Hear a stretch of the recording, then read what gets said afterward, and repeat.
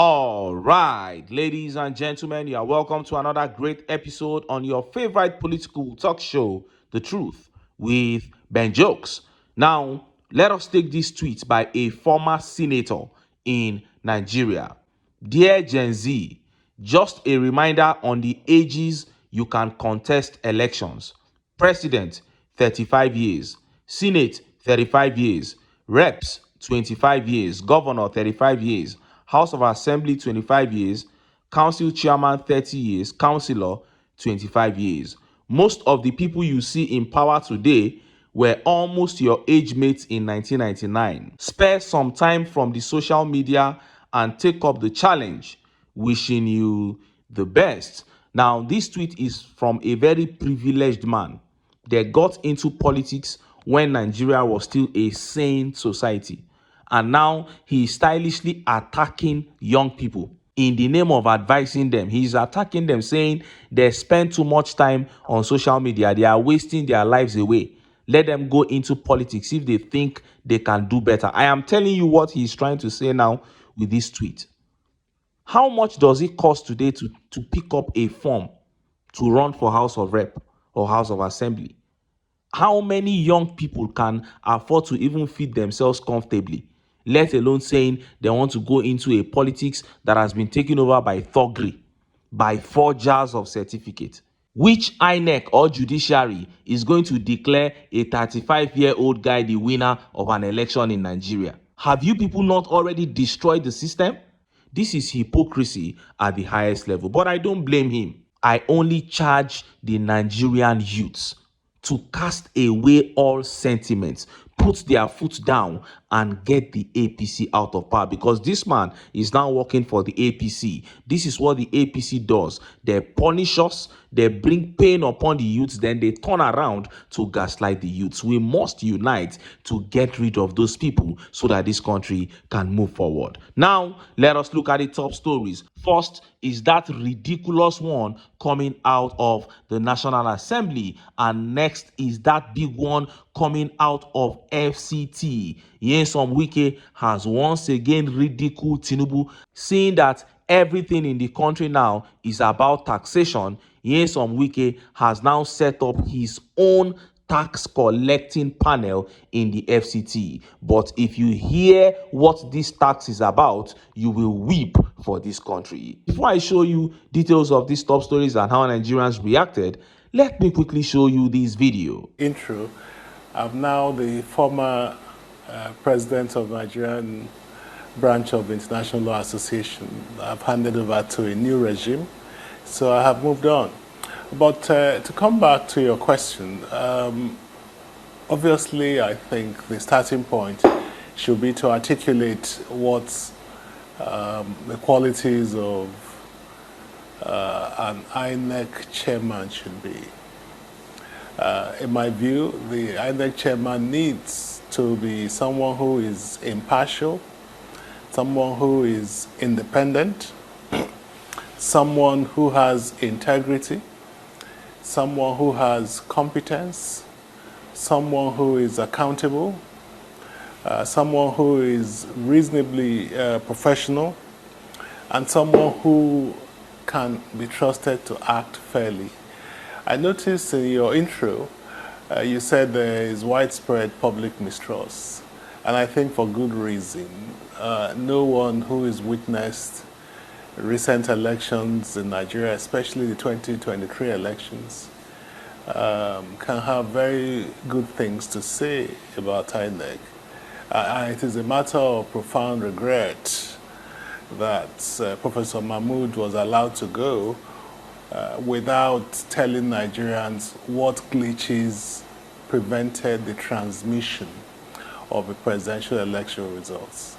That's a key element of impartiality, a key element of independence, a key element of fairness, and more importantly, a key element of accountability. He simply said he just said glitches until today, and he's left without telling us, obviously feeling unaccountable to anyone. So these qualities we need to hold highly and to evaluate anyone who is coming forward to hold the position of INEC chairman? Because, of course, as you know, credible elections are very important. They help to strengthen the institutions of the state. They help to enhance the rule of law. They are obviously necessary for political accountability and obviously legitimacy, because credible elections produce credible leaders, and such leaders are said to be legitimate because they are exercising powers in the name of people. But where you have an incompetent or corrupt or fraudulent electoral umpire, then the outcome cannot be trusted. And we'll be back again to square one. You saw that. Great video there by Professor Felix Odita, Professor of Law and Senior Advocate of Nigeria. I agree with almost everything he said in that video. Credible elections are the foundation of good democracy and indeed the foundation of development in a society. But the only part I disagree with was where he began listing the qualities of an INEC chairman. He said he must be honest, he must be fair, he must have integrity, he must be responsible and all that. And I am not saying that an INEC chairman should not have all those qualities. What I am saying is that this point that we are as a nation, we can no longer place emphasis on the qualities that an INEC chairman should possess. Rather, our attention must shift to the process itself. Let us not be looking for credibility in human beings, because human beings can always change, especially in such positions. They can give them big money and they will change. Let us look at a process that cannot be corrupted, and that is where the issue of transfer of results from polling units to the IREV comes in. Even if you don't have integrity, even if you are not a good man, by the time we establish that the results of the 2027 election must be transferred from the polling unit to the IREV, and if that is not done, the election is null and void. By the time we establish that, we will not be looking at the integrity of the INEC chairman. All we'll be focusing on will be the integrity of the process. Let the machines work. Let there be no glitch. That is what we need to move this nation forward. Enough of all these talks about who is appointing the INEC chairman, who is suggesting him. We don't need that. What we should focus on is how to make the process credible, and it can only be achieved when results are transferred from the polling units to the IREV. Now, let us look at the top stories. First is that one coming out of the National Assembly, and next is that one coming out of the FCT. Nyesom WIKE, saying that all Tinubu cares about is taxation, has now formed his own tax panel, and what he wants to be taxing the citizens of the FCT for will shock you. Let's start by taking that update from the National Assembly. Look at how the papers reported it. Breaking news: House of Reps orders investigation into $18 billion spent to repair Nigeria refineries. Now, we know that even that investigation is a scam. They are probably looking for their own share of the money. Maybe they were not properly compensated and they want to bring the matter up again so that they can receive their monies in full, their share of the money in full. The same Senate, as we speak, is probing the student loan disbursement. There is a lot of corruption surrounding it, and it is under probe now. When they said they were trying to bring the refinery back to life, and we said it was all a joke, we said they were never committed to seeing Nigerian refineries work. It seemed as if we just love to criticize, but now you have seen that the monies were just embezzled, and the same Tinubu government, the National Assembly under the same Tinubu government, is saying they want to probe the spending of $18 billion. And that kind guy here says, wait, I don't get it. Dangote spent approximately $20 billion to build a full-scale refinery from scratch. Yet the Nigerian government couldn't even repair her own refineries with $18 billion. This is totally absurd. It is a huge public disgrace. The government is a joke. That is it. And this tweet here by Mark Dunn says, guess who approved the repair? Yes, your guess is as good as mine. How much did it cost to build Dangote refinery? Approximately $20 billion. At the end of the day, it is just another money laundering scheme and nothing will happen. Very anyhow people. That is exactly what they are doing. They come out like this and say they are probing. After 48 hours, 72 hours, you will not hear anything again, because $18 billion cannot be thrown into any project without Tinubu being fully involved. So he is fully aware of what happened to the money.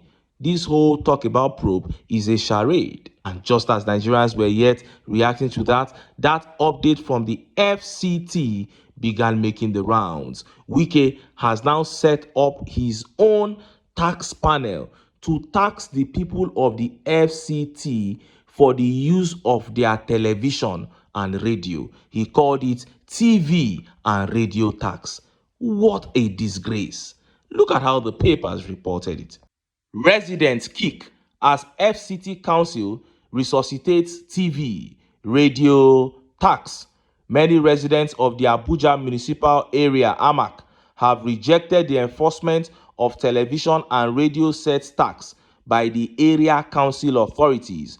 They described it as untimely, accusing the government of not being sensitive to the plight of the masses. Some residents spoken to described the council's action as inhuman amid the severe economic hardship in the country. Daily Post reports that a demand notice from the area council was recently sent to some residents, requesting them to pay for the usage of these and other items in their houses and business premises. Many residents shared the notice on their social media platforms, calling for a reversal of the policy. Wow, you saw that. So, in a nutshell, WIKE is saying he wants to begin taxing the residents of the Federal Capital Territory for usage of television and radio.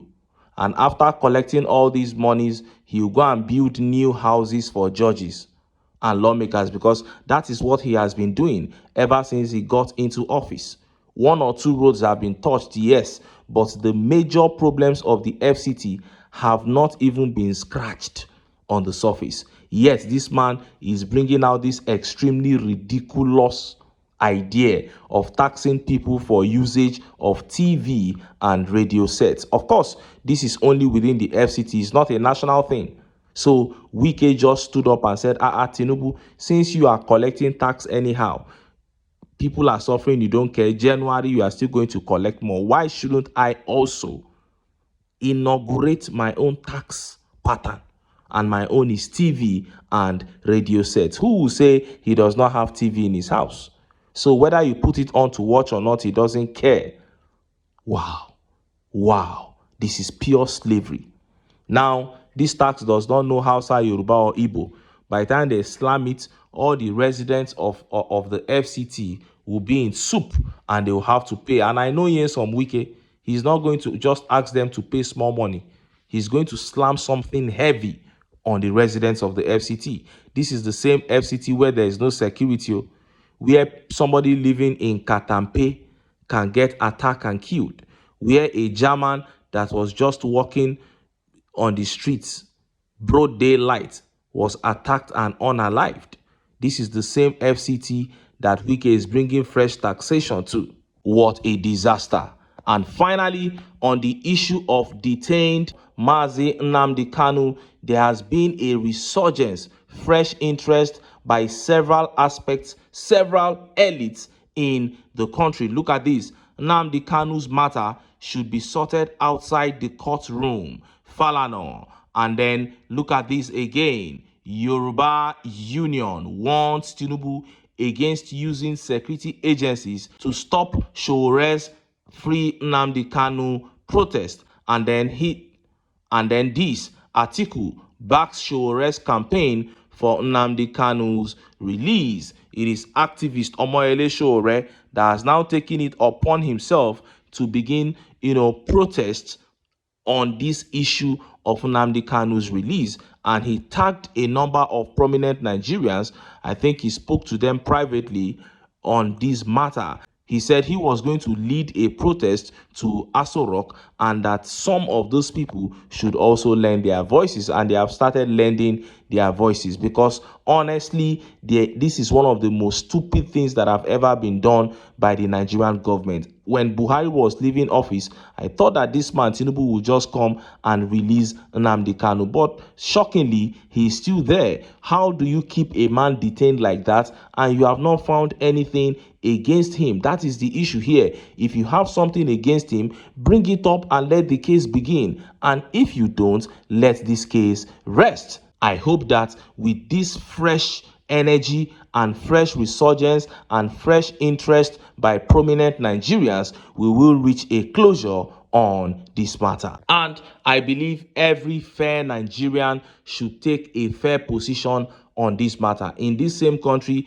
that we have bandits and lakurawas brandishing guns all over the place, even holding peace meetings in broad daylight, and police and army will be there even guarding them to finish with the meeting. In this day and time, a man should not be locked up forever without fair trial. So this is what we have to do as a nation. And of course, you know that we don't, agree with Shore on most of the things that he says, especially when he attacks Peter Obi. But on this occasion, I will say kudos to Shore for taking this, going along this line. This is how I want Nigerians to think. And I keep saying it.